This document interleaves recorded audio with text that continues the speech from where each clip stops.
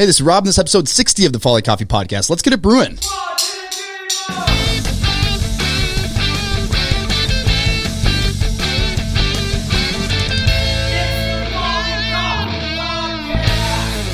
All right, That's actually awesome. That's my buddy Kai. He's a super talented musician. I've told this story at least 8 times on his podcast already, but awesome. I texted him. I was like, I feel like the podcast should have a legit intro. Yeah. I was thinking just guitar and somebody yelling, Folly Coffee, and he texted that back 5 minutes later. I was like, that's it. Do you remember which episode you started with that intro? From episode one. Yeah, I said if I'm going to do it, got to have a good intro. And so I hit him up, and he turned that around in like 5 minutes, and it stuck. I love it. But awesome, I should mention, I'm here with Kamal Mohamed. Yep. Co-founder of Nashville Coop. And what I didn't realize before reading all about your story is that you founded it with your brother and your parents. Yeah. So, my parents were doing Ali Mama food trucks, and it was very much based on the downtown crowd, so they would show up and, they do the downtown lunch. When COVID hit, kind of turned everything upside down. I was living in LA at the time, exiting out of my last startup. And I was like, hey, I think let's try this new concept that doesn't require a pre-existing crowd. This could potentially, have a following after a while. So they took a risk because it's an idea that, the other one was at least they knew what they had, on both ends. With this one, it was just kind of jumping into the water and not knowing how deep it was. But they trusted the concept and put all the investment into it, and flipped both trucks, and we took off from there. What is the food style of Ali Mama? So Ali Mama was Mediterranean food, and it had a lot of SKUs. So, just so many, dealing with so much inventory, so much product. So going from that, my dad always tells me, going from that to Nashville Coop, it was actually a lot easier for them, because it was, very much like In-N-Out style. You get 3 options. You can pick from 4 different heat levels, and that's it. And that's what people come for. We didn't want to do this lukewarm thing where we're trying to be, a little bit of everything for everybody. It was like, this is what we do. I love it. And when you're craving this, come to us. And I was just walking around with St. Paul with my buddy Paul. That was a weird sentence. Yeah. But we passed by, and I'd had the food truck before, and I was like, this is insanely good. It just happened to be where I was, and I tried it. I was like, this is really, I got the medium. I'm kind of a spice wimp.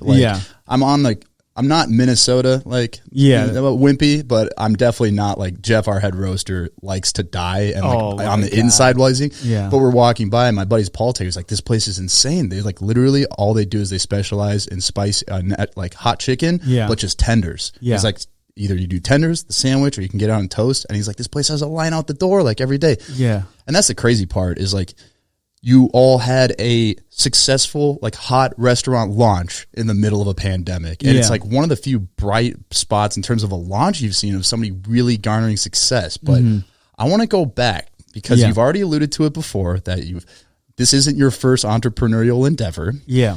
How did you, because Juicebot, is that the startup you were referring to? Yeah. So, I'll go back even a little bit more. Yeah, let's go back all the way to the beginning. Yeah, so, growing up in, my family's originally from Ethiopia. Mm-hmm. And so we had a different tradition at home than at school. So we didn't get an allowance. So if I wanted to make a little bit of money, you figure out how to sell donuts in between class. Krispy Kreme donuts at the time Target was selling Krispy Kreme donuts when I was in high school, and a box of them for a dozen was $6, and you just sell each one for $1. You just double your money. So at some point I'd get to 2 boxes a day. By the end of the week I had $100 to $150, and when you're in high school, that's enough to go to Applebee's, get half off appetizers, and you can pay for a $5 movie at the Mall of America AMC. So I was doing okay, and it really taught me a lot about sales and marketing and how to essentially Bridge Gaps. Then I went to St. Thomas. The hopes that my parents had for me was to go into pre-med, and I actually went to school that summer, like before everyone else came to campus. I was taking calc, but I was hating it, and I noticed that there were some school business competitions that I can get into. So I applied, and they're like, "Oh yeah, you submitted 3 ideas. All 3 got in, but you can only pick one to pitch." So then I told my friends. Wait, do you remember the 3 ideas that you pitched? Yeah. So one was called Help Points, and it was because it was 2008, the market was down, and I was thinking, what if you could, essentially it was going to be an exchange site where you would be like, hey, I can paint for free, but it wouldn't be free, right? They would give you what everyone would start off with some amount of help points, and based on your skill sets, the more services you provide, the more help points you get. And then you can use that help points to be like, I don't like cooking. Can somebody come over and cook for me? And I would get, so it was just, I was trying to create essentially like a bartering system, but with currency. With currency, yeah, with points. Like an internal network. Yeah. I didn't have the skills and the software to build that out. So that didn't work out. But I asked my friends to enter into the competition and say that it's theirs. I'll teach them how to pitch, and if they win, then we would split the prize money. So first place was $20,000, second place was $10,000, and then third place was $5,000. So that way I could enter all 3 of my ideas in.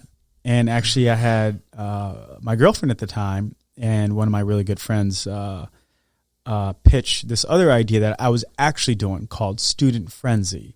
And so Student Frenzy, I went from living in like North Minneapolis, and then when I moved to St. Thomas, I felt like I went to a completely different state. I've like never seen so many mansions. It was like so much like money, and it just, when kids were like, "Oh, we have cabins," I'm like, "What is a cabin?" It's second home. So my world kind of just changed, and with that came a different perspective. So that summer I couldn't get a summer job. So I would go around and I would give out flyers that said, Student Frenzy, pay what you want, like what we do. So essentially, like whatever services you want, I'll do it. And afterwards you could decide. And so what I noticed, and I got that idea from Panera, because Panera at that time, I was reading an article that you could come in and just pay whatever you want, so that, and if you pay a little bit more, somebody who is hurting at the time, because it was a recession. So I was like, what other fields could that apply to? And I did that with services. And I noticed when I didn't put a price on it, most people actually paid more than what I would have asked. Like, oh man, I hope I get $200 for this job. And they give me like $300, $400. So it got to a point where I was able to like start hiring other students. And we had that going for a while when I was in college. Took that capital and started the Uptown Food Truck Fair. You started that? Yep. I started that with some of my friends back in college. Our first year was a complete disaster. It was all over the news. We were expecting about 3,000 people. 5,000 people showed up. So the Uptown Food Truck Fair. Wait, recap that. Disaster. You were expecting 3,000, 5,000 showed up. Because we weren't ready. Yeah. And so there was actually pictures all over the internet at the time showing like people waiting in line for hours and they couldn't get in. And by the time they got to the front, there was no food or alcohol left. So to give you a little bit of context for that, right? I went to the city of Minneapolis. if you want to close down for street festivals, usually committees come, like Grand Ole Day, like all these established committees come, they present their plan.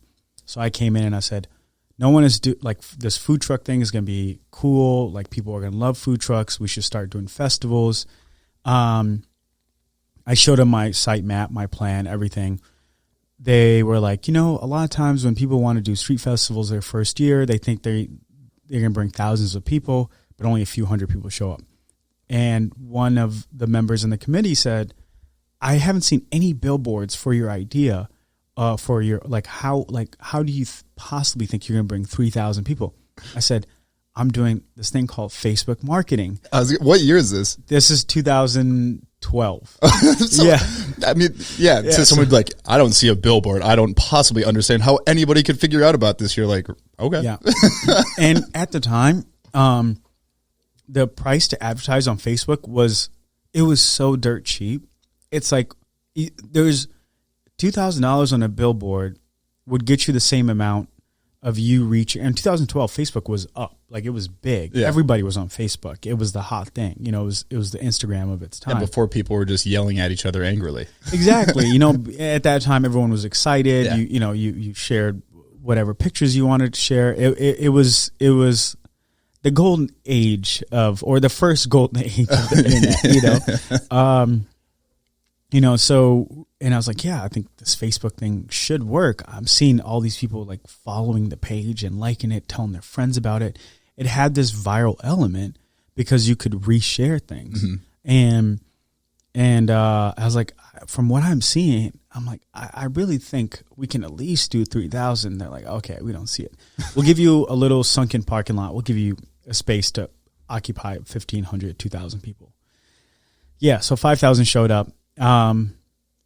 WCCO, I remember they were talking, like the event was on a Saturday. They were still talking about it the next week on a Wednesday at just how much of a disaster it was.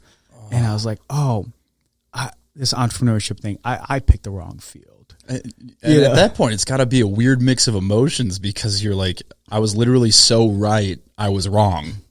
Yeah. I mean, one thing I felt bad about was not trusting myself enough to push back. You know, like I felt like I wasn't confident enough up there, and they could sense that, and they were like, yeah, you're not going to bring enough people in. Well, and at that point, too, it'd be hard to, because you're like, I've never done a festival before. Right. Nobody's really doing food truck fairs. It's not a thing. Food trucks, that's still like ahead of it being really super on trend. So you're trying to convince them of not just one thing, I want to do a fair and I have no experience. You're trying to convince them of like 4 different things at once. So when they're like, we don't see 3,000 people come through here, you're like, yeah, you know, they're probably right, but maybe not. Exactly. And you hit the nail on the head. There was that side of it too. And, hindsight, I remember even the food trucks being like, we usually go to events where the side thing, we're not usually the main thing. And so that day I was supposed to have 17 food trucks. I remember that weekend, 7 dropped out. So now it was only 10. I remember there's a sushi truck there. The chef literally took off his hat in 15 minutes. He's like, we're sold out. He's like, I've never seen this before. And so it was so crazy.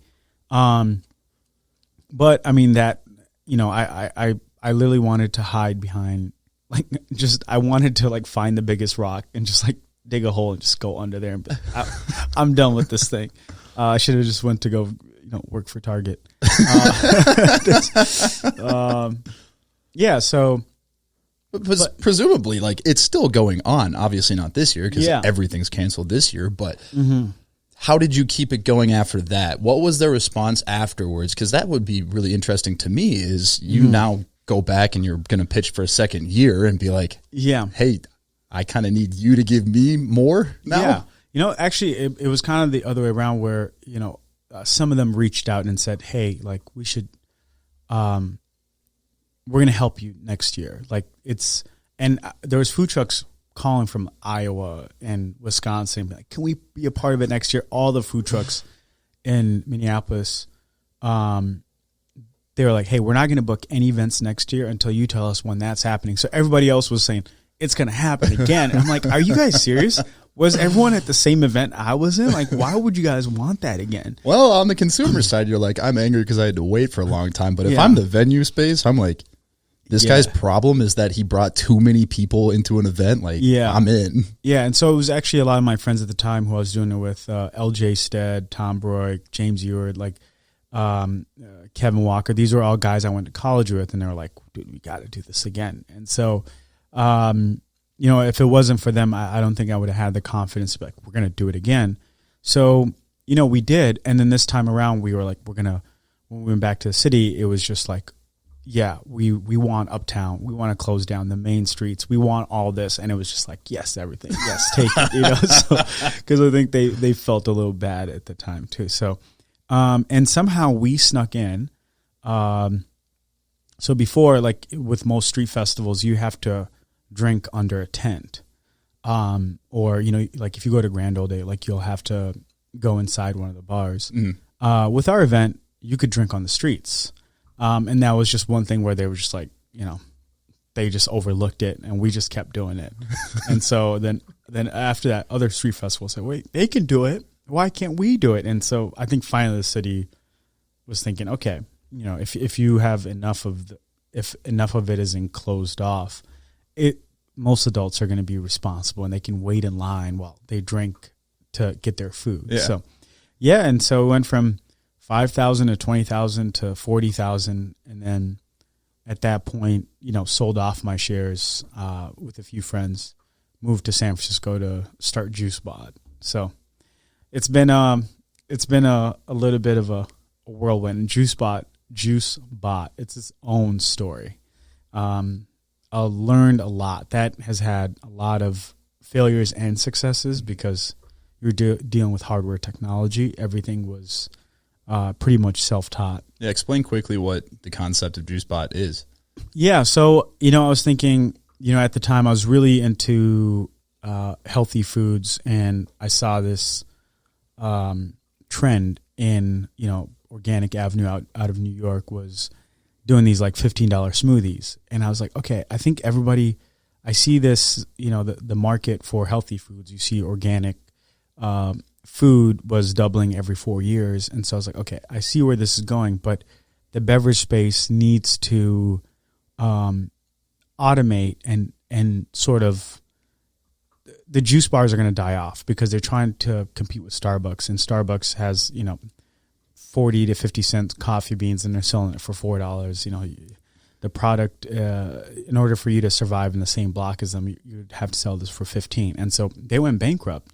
And so I was thinking, what if we could do the red box model for raw juice? So essentially you could walk up to a machine, customize your drink. If you're diabetic, you don't need to get, you don't have to put any fruits in your smoothie or juice, and you can get it for $5. So we would put it into pre-existing places, very much like Redbox. So if there is a theme of where I get my ideas, I look at one industry and say, okay, like what other industries could use this type of sort of innovation? Where else could it apply to? And you see that a lot of entrepreneurs do that. Yeah, you see the exponential organic growth of a category. You see a potential way to do it differently, or an approach or a technology that somebody isn't doing. And just already this first time meeting you, I'm seeing this trend of you're like, I think a lot of people have these ideas and they're just like, oh, but it'd be so hard to do and I just don't do it. And you almost just like do it. And it's just like, well, if I'm going to do it, I'm going to do it. And even just the way you had 3 pitches, but you only could do one, most people would be like, all right, I'll just pick my favorite one. Right. You're like, all right, well, how can I get 3 into this competition without actually having to do it? Yeah. And I think, and that's, a lot of entrepreneurs do that. And I'm sure, even you going, I saw your product in Kowalski's, and, I love the packaging, and it's funny when I was talking to, my girlfriend about it, and I was thinking, I'm like, how many different iterations did he go through before he got to this point? Because I'm like, it doesn't look like this was like a one-time try. I feel like, you probably went through so many packages, and people don't see that. They just say, oh, it's on the shelf. I'm like, do you know how many iterations that probably took to get that product on the shelf? Yeah. More than you can count. Yeah. Our designer, Luke's really talented, and he came up with like 10 different concepts. And then, so the way we did it was I gave him an idea of the energy I wanted to have. I sent him a bunch of brands that I loved, a bunch that I didn't want it to look like. And then he came up with like 10 different concepts.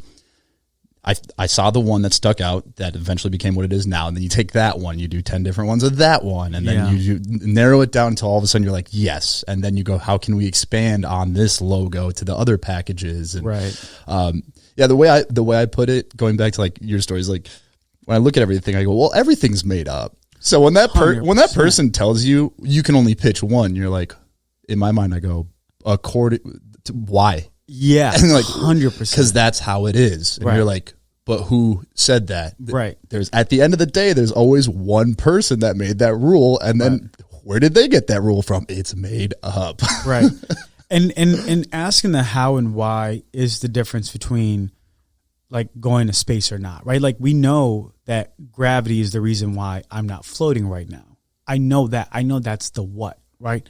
But really understanding the how and why allows you to build a spaceship to be like, okay, I can know, understanding this equation helps me work around it or bake something into it to be like, okay, what if I took this thing out and put this in? You brought up an excellent point. Everything is made up. And I feel like I forget that sometimes just because like the day just, kind of takes over. But yeah, I mean, the fact that we're sitting in this building, I mean, somebody made up these tiles. Somebody, like everything is literally made up. Like, you're literally reading my mind. I have these weird. I wonder sometimes if people have these weird thoughts I have as you're walking through a building. I had this weird thought the other day as I'm walking through a building is that everything. This is total side tangent, but this was a weird thought that I was like, is this a thought that I should share, or will this make me sound like an insane person? Is everything ages? Like everything decays over time. And yes, of course, the things we build buildings out of decay much, much, much, much slower than like a natural plant-based something. Right. But I was walking through a hallway and you go, we can't hear it or see it, but everything around us is decaying and aging in a weird way. Yep. And then I was like, also hair and nails are always growing. We can't feel it, but they are always growing. Yeah. And then I was like, okay, Rob, you should get a little more sleep tonight. But just hearing you say that like the things we're in, the buildings we're in, it's like, somebody made it up. And of course, like somebody became the expert and found the best way to do it. Right. But there are probably things we're doing now, 100 years from now, people will look back and be like, I can't believe that's how they did it. Right. And so just being able to, something as simple as that competition where 99% of people, when they say you can only do one application, wouldn't even come up with 3 ideas. They wouldn't even think to put together the thoughts together. Yeah. So you are in San Francisco launching Juicebot. Now, are you still a part of Juicebot? Juicebot? Yeah, I'm on the board. Awesome. So I'm no longer running the day-to-day operations. We elected a new CEO last year of 2019. And it was one of those things where when you do something for like 7 or 8 years, you're like, what do I do next? And so I took a few months off, just did nothing. And at first it was difficult for me. Because when you wake up and you're kind of dealing with a firestorm every day, and now you wake up and like you're not getting calls, no one like needs you for anything because you're not in the position of need. You go through stages like with everything else in life, right? And at first it's disbelief. Second, it's like, you have some regrets. Other times you think, oh, I could have done this, I could have done that. Then you reach a point where your mind just accepts it and quiets down and gives it the space and the freedom to create again, and that is one, I feel like when I compare us to, we are animals, but when I compare us to other animals, we have the ability to create very interesting, just look at the world around us, and I feel like we have this, there's a need to be loved. There's a need to laugh. There's a need to sometimes, feel grief and sadness. But I feel like there's a need to create.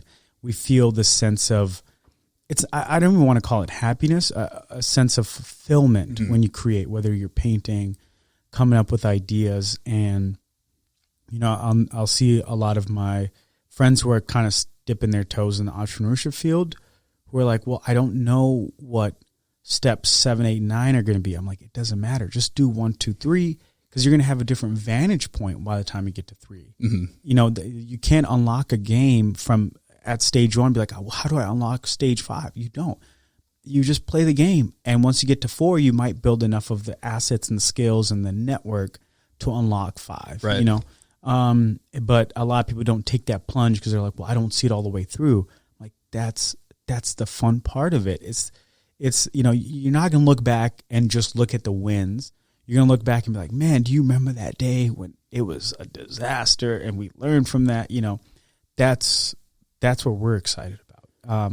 But it's hard to see that in the moment a lot of times. And it's interesting. The studies show that the number one quality of job fulfillment is very closely related to fulfillment. It's how you view the meaning of your work. Is it meaningful work? And so those that view the work they're doing as meaningful are going to be very happy with their job satisfaction. And, the role of an entrepreneur, someone who's in business for themselves, is literally every move you make is meaningful because you're the one making the decisions. And I've also said before that I really believe that if anyone could know the scope of what it takes to get something going and running and profitable, I don't know that many people would do it. And so it's often the people where step 7 and 8 isn't even in the mind when they start. Right. I mean, with anything, like imagine if you've done weight training, and I think about I remember when I first started doing squats, and I'm like, man, if I could see myself and be like, this is how much work and dedication it took to get to here, maybe I wouldn't have done it. And sometimes I actually told this to my friend a few weeks ago. I think one of the reasons why we don't have the ability to see into the future is that we would go crazy if we could. So if in 2017, if I could give you a peer, like a snippet of the future, and you just saw people all over New York or Minneapolis all walking around with masks on, like, there's no way you would spend the next 3 years just thinking about what, how does that happen? I said nearly the identical thing to Jeff leading a tour this last weekend. I've got a mask around my face. I've got a microphone, Britney Spears style, over the mask. And then I've got a hat on. So I'm like, you can literally only see my eyes. And I'm like, could you imagine just showing this screenshot to me a few years ago and being like, try to explain what's going on here? I'd be like, everything went wrong, or I'm something that it's really difficult to explain that to someone because especially in the age of social media, I think we only tend to communicate the really good things. And, that whole hashtag entrepreneurial, hashtag all day, no days off. You see that and you go, oh, it's just like, it's all wins. You go, no, it's mostly losses. Yeah. And then the one win every once in a while keeps you afloat until the next one. Exactly. And I'm like, it's if there is a sport that very much compares to entrepreneurship, it's baseball. The idea of striking out that last inning and then coming up to bat again and acting like you didn't strike out that last inning and swinging with all you have to think you're going to hit a home run. It's like, it's crazy. Like, no other industry do you do that, It's like your ability to take no's over and over and over is like a huge determining factor, I think, personally. 100%. And if you're going to do okay. Because if you can just take no after no after no, as long as you get better after each one, eventually, in theory, you're going to have a product or a pitch or something to bring to the table that those no's are going to get fewer and fewer and fewer. Right. And that's kind of the position we found ourselves in now. And in fact, the past few weeks, I've gotten some really hard-hitting no's. Right. And I'm like, I had to literally sit down with Jeff. And I'm like, I got to get better. Like, I've gotten lazy with the sales, the approach, what we bring to the table.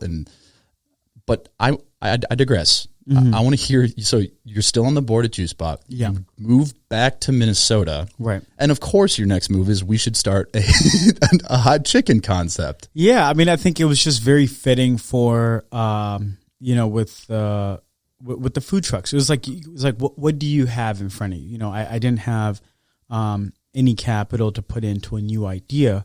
And I knew I was like, looking at what my family was doing. And so it was kind of cool in a way too, because, we all brought something to the table. They brought a lot to the table. They took a lot of risk. And so when they said, okay, we believe in this, like, we'll take the risk with you, I was like, oh, if it doesn't work, I'm literally, failing what my family's worked on for the last 5 years, because I asked them to, switch their whole concept and reinvest in the middle of the pandemic. And they did. And, luckily it worked out.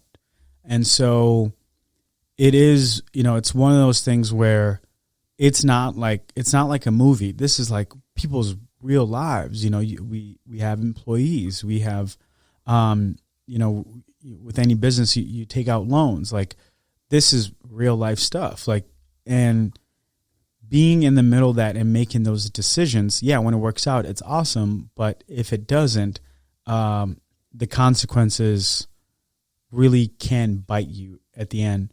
But within those bites, expect failures.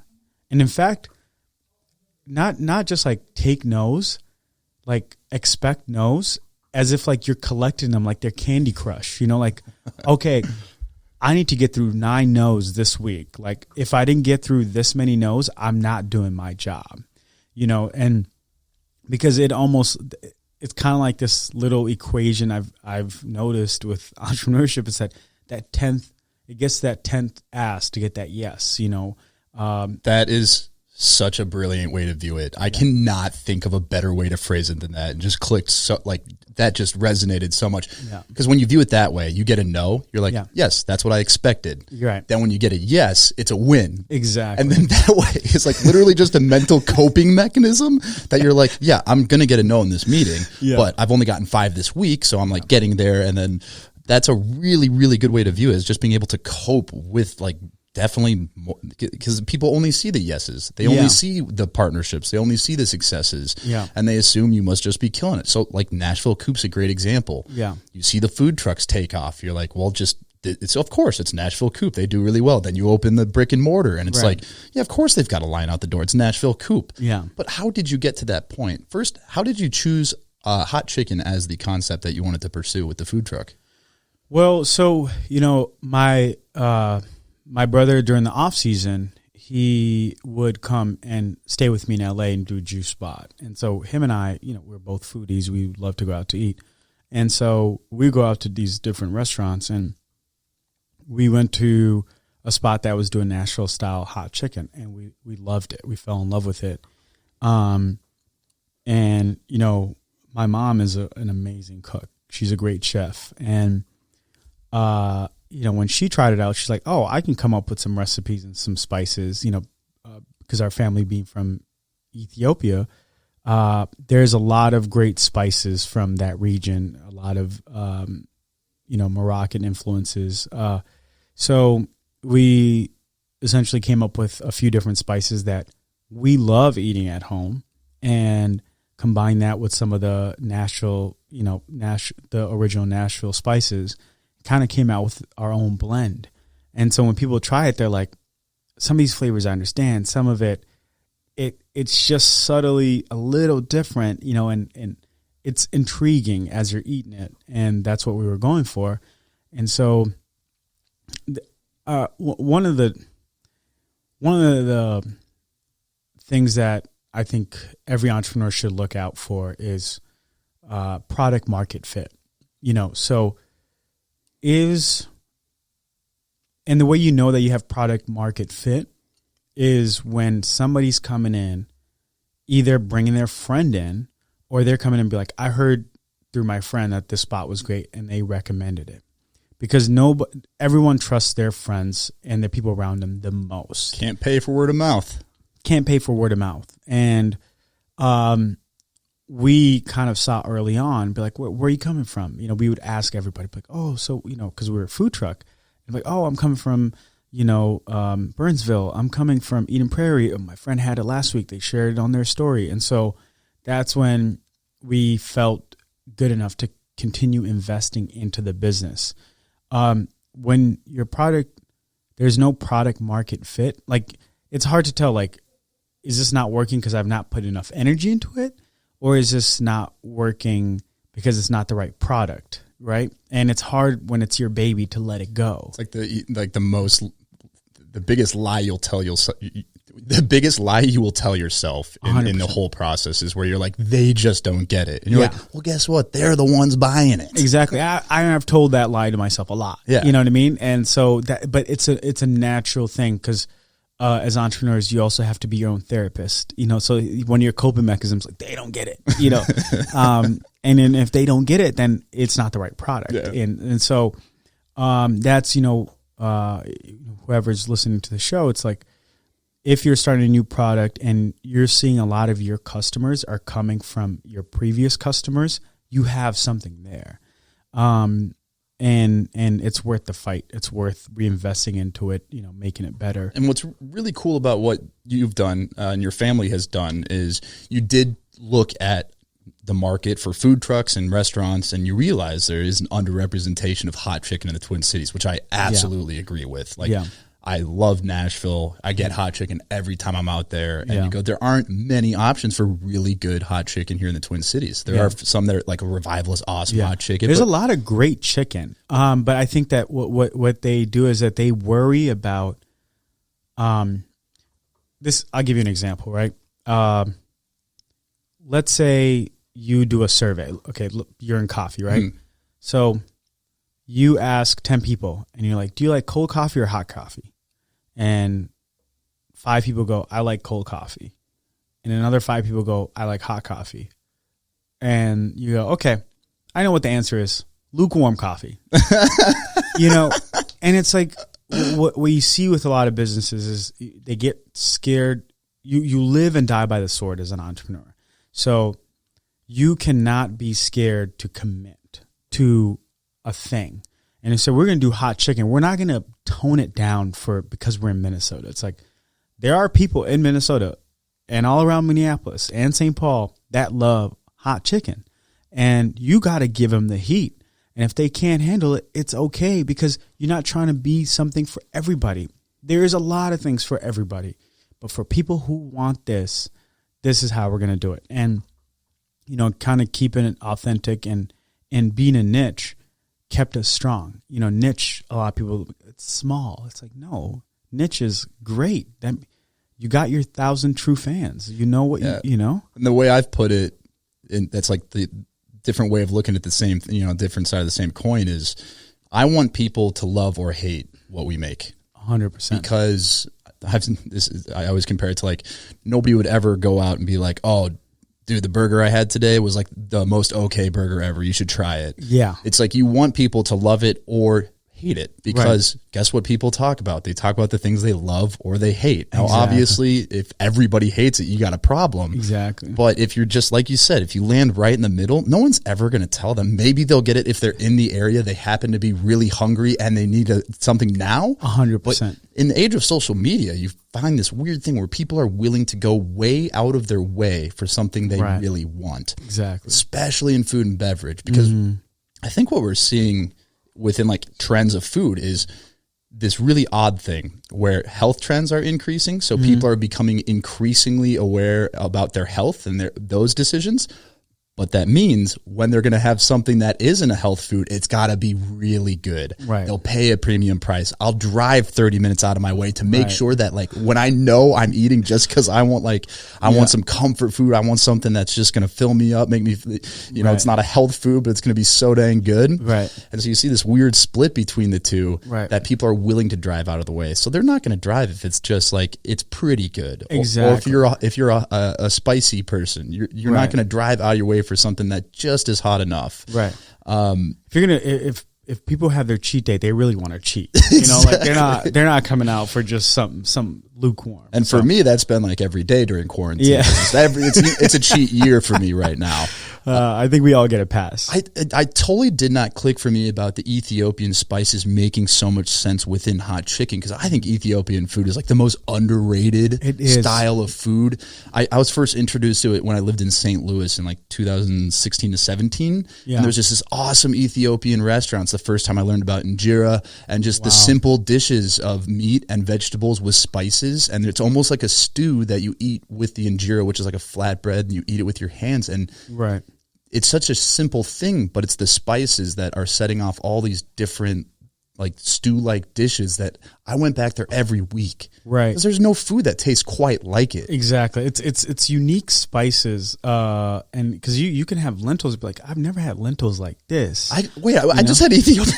Yeah. I just had Ethiopian last night. Yeah. I just got Red Sea DoorDash to my place. That's so funny. You get the family meal, right? And then I eat that alone, and then I go to bed. I go to bed really full and happy. Well, Jesse told me that you played football. Yeah. What position did you play? I played offensive line. Okay. So I'm down. So you're definitely getting, a family meal for one guy. That makes sense. Yeah. If you played offensive line. I still have the eating ability of my 300-pound days. And so there are certain times where I just go, you know what? We're going hard in the paint right now. And you just get that. Oh, it was awesome though. Injera is authentic injera is actually gluten-free. I did not know that. Yeah. So it's made out of teff, and teff is the smallest grain that we know that exists. And so, that's why you see these Ethiopians winning races, it's just like they fill up and it's like, we can go. There's nothing holding us back. That's really yeah. So that makes so much sense because you don't get that same feeling that if you have like a huge sandwich, you're like, oh my gosh, I can't move right now. Yeah. You feel full, but you don't feel like there's a block in your stomach. That makes so much sense. Yeah. And so it's really cool that you've got this product market fit, but you're infusing your own story, your own heritage into it. So you have this authentic, because that's the biggest risk I see when people are just like, oh, we found a product market fit. We're going to get a really talented designer and then just put it here. And then, but we're in this weird time where people like the story can sometimes be as important as what they're eating. 100%. And so to be able to infuse your personal story and your heritage into something like it, and then the pure focus on tenders, that's just like, now when people think, if I'm going to get hot chicken, where am I going to go? Well, there's a place that's literally all they do. Yeah. It's hot chicken tenders. Right. Just awesome. Yeah. And so that's that specialization where you do have to, it's like you're like, I'm not trying to get on base. I'm trying to hit a home run. I'm going to swing as hard as I can. I'm not thinking about anything else right now. I'm not thinking about how I'm going to miss. I'm not thinking about losing the game. I'm just thinking about this one thing. And all you're doing at that point is you moved your chance of success from being 10% to maybe 18%. Like it's still really risky, but you're essentially doubling your chance of success.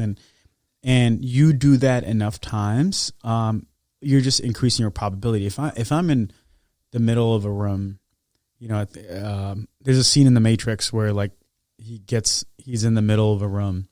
And there's all these doors, and sometimes entrepreneurship feels like that where you're like, okay, well, what if, which door should I open? All of them, just open all of them. Like if you're starting out, you don't know what you like, but you want to create things. Go ahead, just do it all. And then once one of them really calls out to you, focus, like really focus and like hone in on that. One theme that has stayed with me the whole time, I've always been in food. Whether it's I'm doing robotics or if I'm doing festivals or if I'm doing a, food truck, it's like, that's my thing. That's my jam. I love it. That's where I want to create. I don't, maybe later I'll do something else, but that's the one consistency that I always think about. So it's worked out. And the last piece to it that I think a lot of people would look at it and be like, why wouldn't you just wait until the pandemic is over to open the brick and mortar? Like it's such a big risk. And then there's the other concept of like, well, starting when things are bad, it's only going to get better. Bingo. And then the other side is from like a publicity standpoint, right? If you're opening during a time when restaurant industry is booming, you're competing with 10 other restaurants that are opening that week. Whereas right now the reporters are like, wait, this place is opening? Yeah, I'll write a story about that. Something positive I can write about during this time. I would love to have one positive story this month. Right. And because it's all like, and it's sad because, so when I went to St. Thomas, my favorite spot to go to is the Blue Door Pub. And I love that, they're still around. Like every day I'm like, I'm worried about the restaurant industry, and so are a lot of, restaurateurs and chefs, to see some of these restaurants that, I used to go on dates to. I used to go there with my friends. Like, it is a very sad time, and I don't know what it's going, like how long we're going to be in this phase. I hope we get a vaccine as soon as possible. Because I saw a picture the other day where I saw a restaurant just full of people.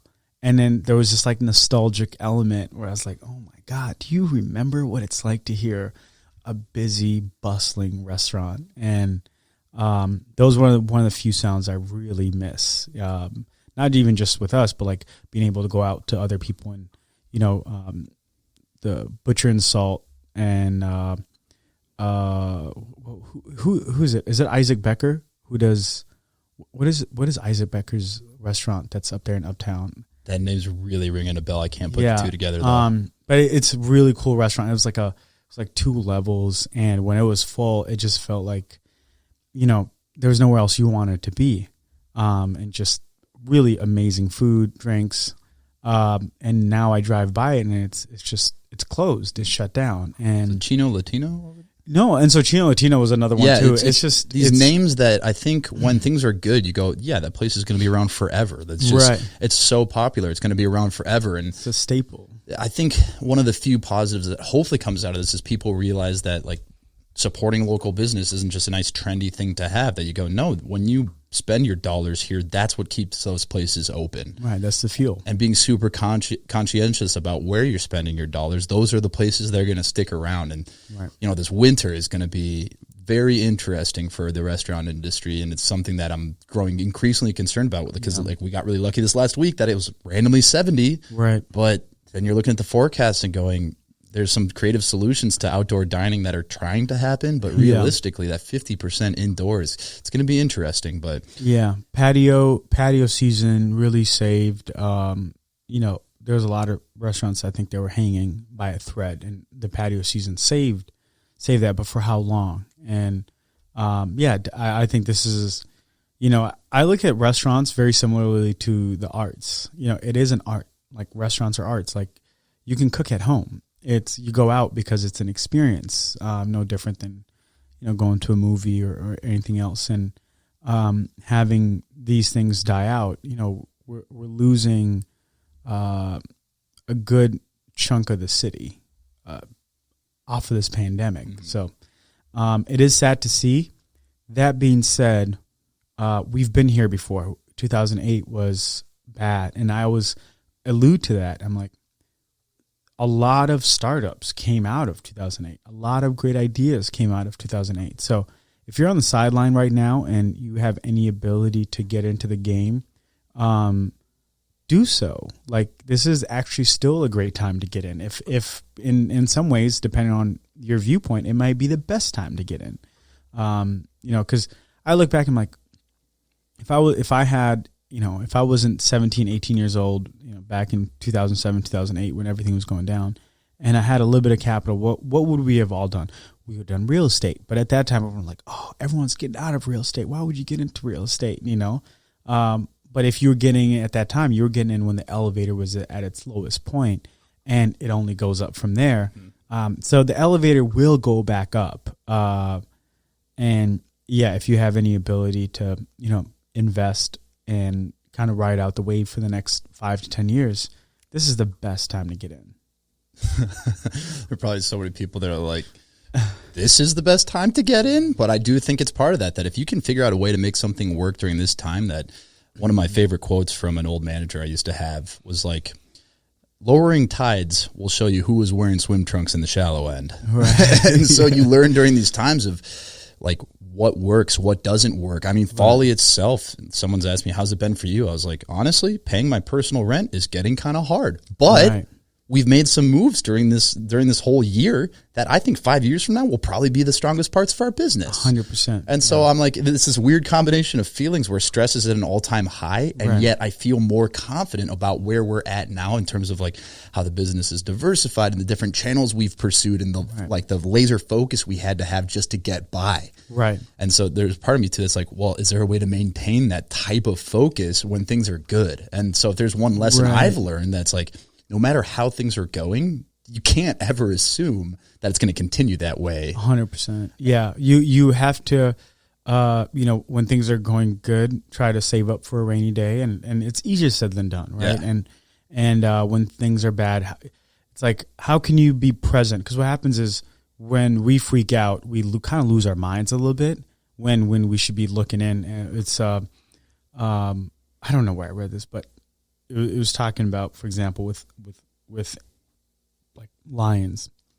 When a lion is resting and they see a gazelle out there, they don't care because that's their rest moment. You know, when they're hunting, they're so laser focused on catching that prey that they're not thinking about, oh man, like when can I get back and sit under that tree? Because they're always in the moment, you know? And so we're going to look back from this pandemic and we're going to be like, man, I could have done this. I could have done that. I could have done this. And I don't want to look back and say those things. You know, I want to, even though it's difficult, how can we lean into this moment and go, yeah, it's difficult, but what can we do? What can we do differently? How can we tighten up? Because then once things start to, you know, kind of shoot back up, you are a lean, mean machine, you know, and that's how you get to the next level. Yeah, it's how you react to things that can really determine levels of success or how a situation is formed. Mm-hmm. That when something bad happens, are you familiar with Jocko Willink? No. He's like this. I sound like a broken record sometimes on this podcast, but I'm fascinated with the extremes of humanity, positive, negative, whatever. Like, how can the people that are on the far end of anything, I'm interested in what they're doing. And this guy's like one of the toughest people on the planet, like former Navy SEAL, like multiple books about just like leadership and how to. And one of his things is just good. That when anything happens, he's going to respond with good. Yeah. And it's this thing you can kind of teach yourself that if at first it feels very phony when something bad happens or anything happens and you say good, it feels very phony, but over time you catch yourself, you're doing it automatically. And so when things happen, you go good. And if that's your first thought when you react to things is good, now I have to find out why this is good versus like, oh my gosh, this is terrible. Everything sucks. I'm panicking. Everything's going to go down the drain, which the way my brain works is very easy to get it on that negativity loop. Yeah. So when your first response to anything is just good. So even just like the closures happened with the pandemic, I'd gotten myself to the point where it just was like good. And then I was like, why is this good? I go, well, our online business sucks, and a lot of people are going to be buying coffee online. So let's find out a way to get people to buy from us online. Yeah, absolutely. I mean, and I'm so glad you told me that, because if I walk away with nothing else but that today, that like helps me, you know, put things in perspective. Because a lot of times it's actually just perspective, you know, and that perspective is the ability to get through it or not. And in this situation, it's like, you know, it's like, hey, you're going to be the president. Good. Hey, you're not going to be the president. Good. Yeah, I can go chill now. I can go, you know, play golf and have my life back. Like whatever the circumstance, there is an outlet of good. Yeah. So that's great. So it's like, even when I got this, I literally, before you walked in, got to know that I had been working 6 months on trying to work with these people, and I get the no, and I go, you know what? Good. Because if I had gotten it, we wouldn't have to change. We wouldn't have to get better. We wouldn't have to make the pitch stronger. We wouldn't have to have everything to make them want to work with us. Because ultimately, when you're getting a no, it's not that they don't like you. It's that someone else was a better fit for them. Yeah. So you can start to evaluate things in that way. And it's another one of those coping mechanisms, which you seem to be an expert on.